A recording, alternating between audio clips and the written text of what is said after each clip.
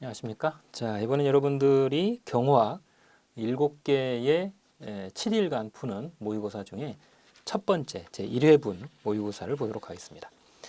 1회분의 난이도는 일단 그렇게 높은 편은 아닙니다. 일반적으로 중급 정도 혹은 중에서 약간 넘는 수준 이 정도 생각하시면 됩니다. 그리고 이제 총론 분야에서 16문제를 제가 넣었고요. 그리고 조직의 한 문제, 그리고 작용론에서 19문제, 그리고 장비에서 한 문제, 의전에서 3문제 이렇게 문제를 비중을 뒀습니다. 자, 그러면 1번 문제부터 보도록 하겠습니다. 1번은 경호의 개념에 대한 문제입니다. 틀린 걸 고르는 문제고 형식적 의미의 경호, 실질적 의미의 경호에 관한 문제죠. 정답은 일단 2번입니다.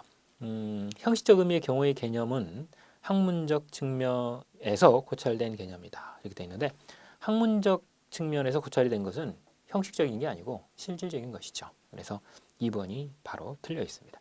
그리고 그 뒤에를 보면 경호 작용 전체 중에서 가지는 공통적인 특성을 추정한다, 추상한다, 추상적인 것이다. 이렇게 되어 있습니다. 그래서 정답이 맨 앞에 2번이 틀렸고요. 1번의 실질적 의미의 경호의 개념이 나와 있습니다. 경호 대상자에 대해서 정치적 배경의 인위적인 위해, 자연적 위해 등 이런 위해로부터 신변을 지키는 안전을 확보하는 작용을 다 포함하는 것이죠. 그리고 3번 형식적 의미의 경호의 개념은 실정법을 기준으로 하다 보니까 각 국가의 입법 정책에 따라서 차이가 나도록 그렇게 되어 있습니다. 그래서 1번의 정답은 2번이 됩니다. 2번 경호의 목적인데 거리가 먼 것을 고르라고 하고 있습니다. 정답은 1번 범인 체포이죠. 일단 경호의 목적 중에는 범인 체포가 여러분 아다시피 들어있지 않습니다. 그래서 이제 바로 1번이 답이 되는데 이제 이 문제는 원래 우지선다형 문제였습니다. 원래 이제 국회 경호 공무원을 뽑는 문제였는데 오지선다였죠. 그중 하나를 빼고 사지선다로 여러분들에게 드렸는데요. 일단 경호의 목적은 제일 첫 번째가 뭐니 해도 신변안전 보호 도모입니다. 그리고 이제 그와 더불어서 두 번째를 보면 권위를 유지하고 그리고 국위를 선양한다. 그리고 세 번째로는 질서 유지와 혼잡 방지. 그리고 그와 더불어서 이제 경호 대상자와 일반 군중 사이의 친화를 도모하고 거기다가 이제 더 부가적으로 소개한다면 업무를 보좌하는 이런 것까지 들어갈 수 있죠. 그래서 2번의 정답은 1번이고요. 3번 경호의 특성입니다. 틀린 걸 고르는 문제죠. 정답은 일단 4번입니다. 4번을 보면 다발성이라고 되어 있는데 이거는 정태환 교수님 교재를 보면 단발성이라고 되어 있어요. 이거는 왜 그럴까? 일반적으로 경호작용이라고 하는 거는 1회의 실패 그 자체로도 사실은 모든 경호를 판단할 수밖에 없습니다. 쉽게 말하면 한 번의 실수를 통해서 경호 대상자에게 위해가 미쳐졌다, 사망을 했다거나 이랬을 때 그걸로 판단을 끝난다는 거죠.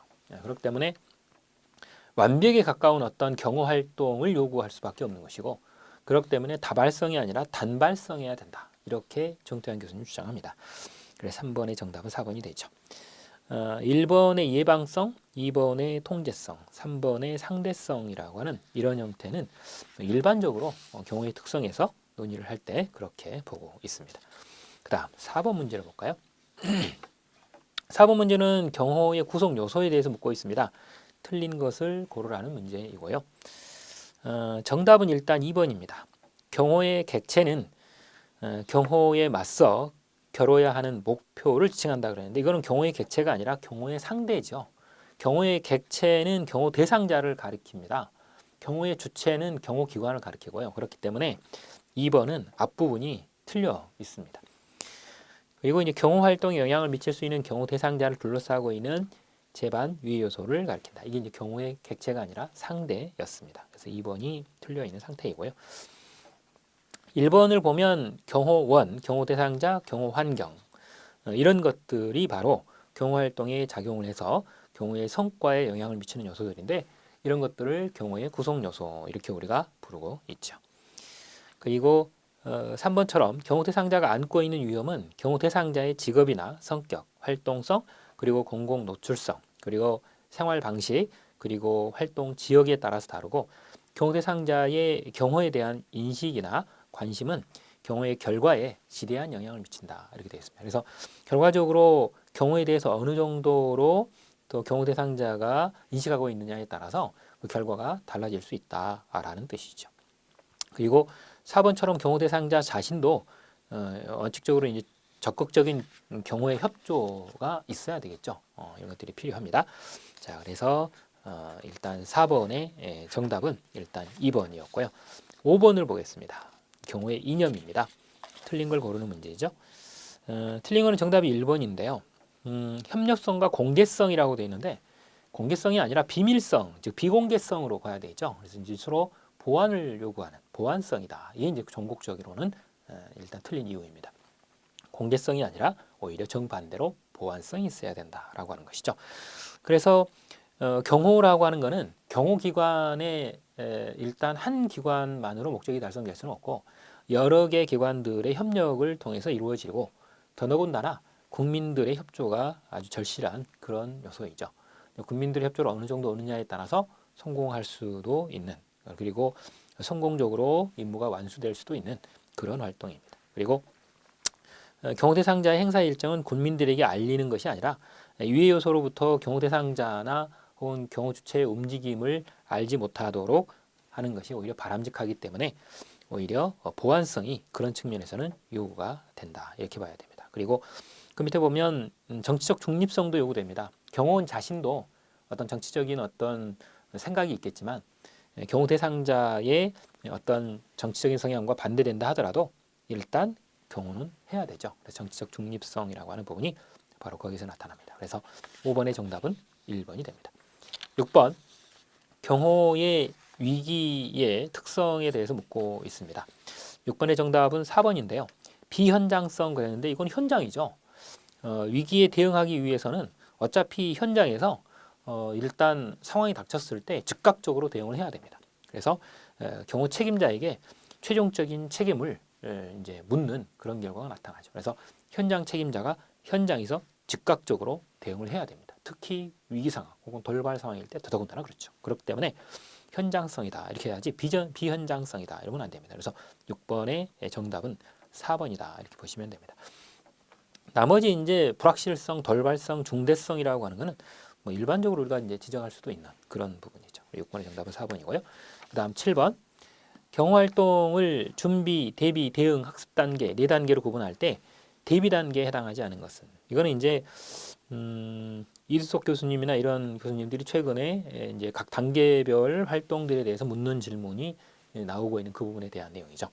정답은 1번입니다. 7번의 정답 1번이고 위협 평가라고 하는 이 부분은 예방 단계 또는 준비 단계에 해당이 되는 정보 활동 단계일 때 이제 이루어지는 내용입니다. 그래서 정답은 1번이죠.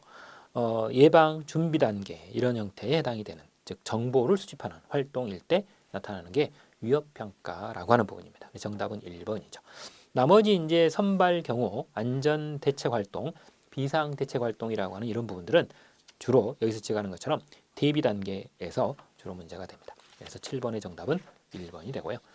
그 다음 8번 3중 경호의 의의와 효과에 대해서 묻고 있습니다. 틀린 걸 고르는 문제이고 정답은 3번이죠. 공간적, 시간적 그리고 대상별 차등 없이 그랬는데 틀렸습니다.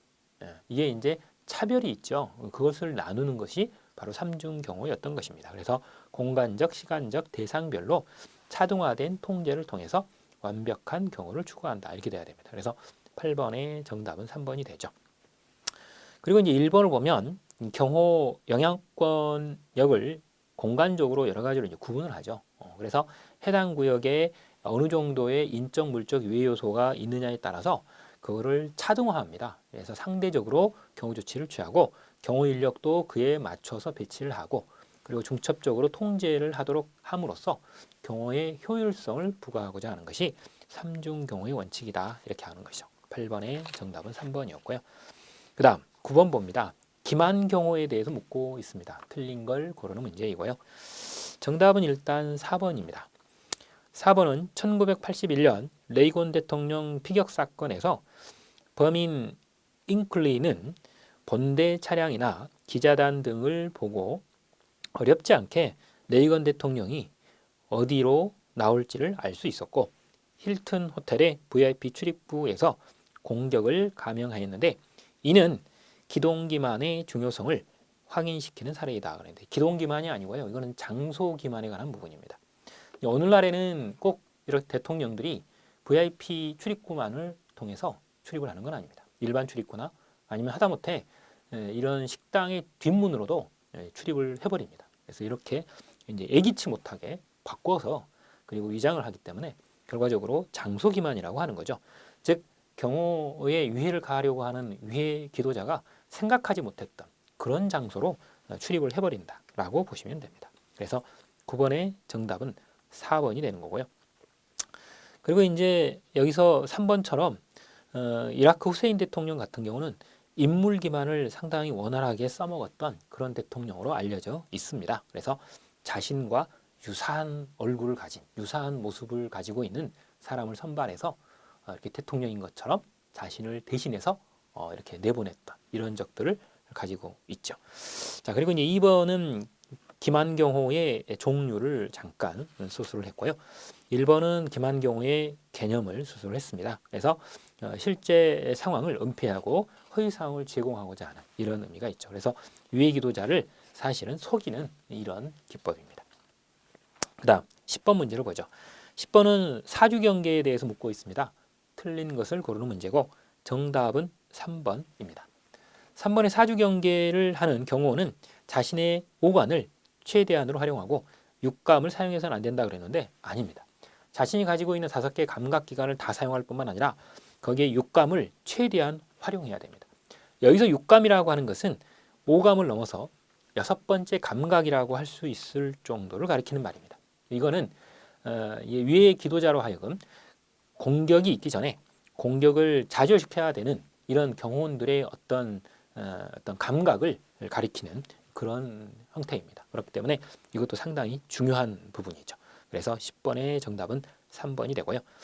1번은 사주경계입니다. 경호 대상자를 중심으로 한 전방위에 대한 전방향에 대해서 감시를 이 직접적인 위해 그리고 자연적인 위해 이런 여러 가지 위해를 사전에 알아차리기 위한 경계 활동을 우리는 사주경계이다 이렇게 표현하고 있죠. 그래서 정답은 3번이 되고요. 그 다음 11번 보겠습니다. 경호 기법인데 틀린 걸 고르는 문제입니다. 정답은 2번이죠. 2번은 통제점을 분산시킴으로써 유해 기도자로 하여금 주의 집중의 분산과 경호 요원의 취약 요소를 감소시키는 효과를 누린다 이렇게 되어 있는데 실제로 이 통제점이라고 하는 것 자체를 이 단일화한다라고 하는 표현도 있습니다. 이 통제점을 단일화한다라고 하는 것은 경호하는 입장, 경호의 입장에서 봤을 때 통제점을 오직 하나만 운영하는 것을 가리키는 것이고 이렇게 되면 경호 요원들의 확인 과정을 걸치지 않고는 경호 대상자에게 이 통제점을 지날 수 없기 때문에 접근 자체가 허용이 안 되는 것이죠. 그래서 우리는 이것을 통제점을 단일화한다 이렇게 표현해요. 그렇기 때문에 정반대로 통제점을 분산시킨다거나 통제점을 여러 개 만들게 되면 경호력은 분산되어지게 되고 주의를 집중시키지 못하는 상황이 발생되어서 오히려 경호의 취약 요소가 늘어나는 이런 상황이 될 수 있습니다. 그렇기 때문에 11번의 2번 설문은 반대로 서술된 것이다 이렇게 보시면 맞겠습니다. 정답은 2번이고요. 1번은 경호에 있어서 보호색 원리라고 하는 것을 가리키는 말이죠. 그래서 일반인들의 눈에 잘 띄지 않는 그런 복장, 가장 이렇게 주변에 어울릴 수 있는 이런 복장을 함으로 인해서 경호원들의 신분을 노출시키지 않게 하는 기법을 가리키는 말입니다. 그리고 이제 3번과 4번은 비노출 경호라고 하는 것을 가리키죠. 이것도 이제 주위에 이 경호 대상자에게 불필요한 주의를 끌리지 않도록 경호 조치를 취하도록 하는 것을 비노출 경호라고 합니다. 그래서 이것도 이제 보안을 강화시키기 위한 효과 중의 하나로 인용이 될 수 있는 이런 부분이죠. 그래서 11번의 정답은 2번이 됩니다. 12번 1963년 11월 22일 미국의 케네디 대통령은 범인 오스왈도의 원거리 저격에 의해서 암살되었습니다. 그 핵심 원인은 대통령이 경호원에게 특정한 위치에 있지 말 것을 명령하였고 당시 경호원은 그 명령을 받아들여 근무 위치를 변경하게 되었습니다. 이거는 어떤 원칙에 위반된 행동을 했기 때문입니다. 그 행동이 바로 지휘권 단일화의 원칙입니다. 이 지휘권 단일화의 원칙은 이 집행을 맡고 있는 경호원 한 사람은 그 한 사람의 직속 상관의 지휘에 의해서만 움직일 수 있다라고 하는 겁니다. 그런데 여기 경호원의 직속 상관은 경호팀장이나 이런 사람이지 대통령이 아니었던 것이죠. 그렇기 때문에 여기서는 지휘권 단일화의 원칙에 반하는 행동을 했기 때문에 결과를 야기했다 이렇게 볼 수 있습니다. 그래서 12번의 정답은 2번이다 라고 하는 거죠. 즉 말을 일단 대통령이기 때문에 말을 들어야 된다 이게 아니라는 겁니다. 그래서 집행자인 이 경호원은 오직 직속 상관의 명령에만 복종한다 라고 하는 것을 명심해야 되는 것이죠. 자 이렇게 되고요. 그 다음 13번 문제를 보겠습니다. 13번 경호 위협에 대처하는 위력 경호에 대해서 묻고 있습니다. 틀린 걸 고르는 문제이고요. 정답은 4번인데 순차적으로 보죠.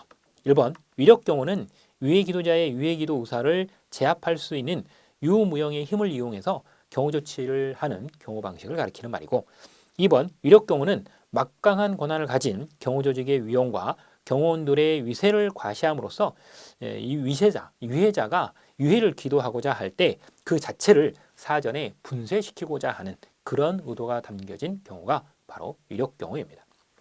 그렇다면 3번 경호 대상자와 일반인 간의 소통을 단절하고 불필요한 통제를 하게 함으로써 국민들에게 좀 불평이나 혹은 오히려 불안하게 하는 이런 요소가 될 수도 있다라고 하는 단점을 갖고 있는 것이 위력 경호인 것이죠. 4번 이 3번으로 인해서 인력과 예산의 낭비를 가져오나 그 조직력과 위력으로 인해 경호 대상자가 위험 상황에 빠지지는 않는다 이렇게 되어 있는데 아닙니다. 오히려 2, 3번과 같은 이런 위력 경호를 통해서 경호 대상자의 위치가 외부로 노출되어서 위험 상황을 오히려 초래하기도 하고 오히려 위험 상황에 빠질 수도 있는 문제가 오히려 나타나는 즉 단점이 바로 이겁니다. 그래서 13번의 정답은 4번이 된다 이렇게 봐야 되겠죠. 그 다음 14번 경호의 기본 원리 중에 자연 방벽 효과의 원리라고 하는 것을 지금 묻고 있습니다. 틀린 걸 고르는 문제죠. 정답은 3번입니다.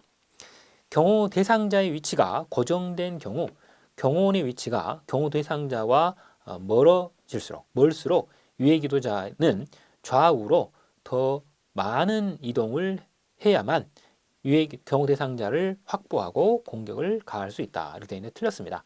오히려 이제 경호 대상자가 가만히 있다고 고정되어 있다고 봤을 때 경호원의 위치가 멀어지게 되면 유해 기도자는 조금만 움직여도 경호 대상자를 가격할 수 있어요. 공격할 수 있는 거죠. 그렇기 때문에 오히려 경호 대상자가 고정되어 있을 때 경호는 경호 대상자와 가까이 있음으로 인해서 많이 움직여야 즉 유해 기도자가 많이 움직여야 경호 대상자를 저격할 수 있습니다. 그렇기 때문에 3번 설문은 멀수록이 아니라 가까울수록이라고 표현돼야 맞습니다. 그래서 일단 틀려 있는 것이고요. 14번의 정답은 3번입니다. 4번 설문이죠. 유해 기도자의 위치를 모르는 야외에서의 경호 행사를 할 때는 경호원이 경호 대상자보다 가까운 경호 대상자에게 보다 가까운 위치에 있을수록 높은 방벽 효과를 제공하고 주변 상황을 고려해서 경호원의 위치를 확보해야 됩니다. 어차피 이제 잘 모를 때는 어차피 경호 대상자와 경호원은 근접해 있는 것이 오히려 효과가 뛰어나다 이렇게 볼 수 있는 것이죠. 자, 그래서 14번의 정답은 3번이 된다 이렇게 보시면 됩니다. 이거는 제가 이론 강의 시간에 그림을 그렸던 그 부분의 문제이죠. 자, 그다음 15번 문제 보겠습니다.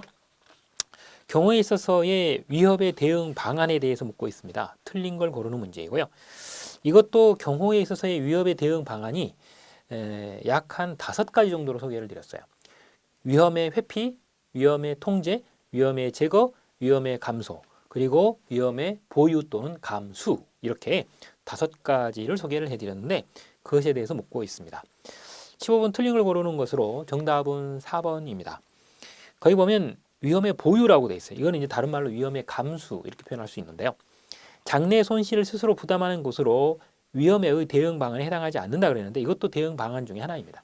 이게 이제 아주 경미하거나 뭐 이럴 때는 이제 장래에 닥치는 이런 부분들을 그냥 받아들이는 그죠?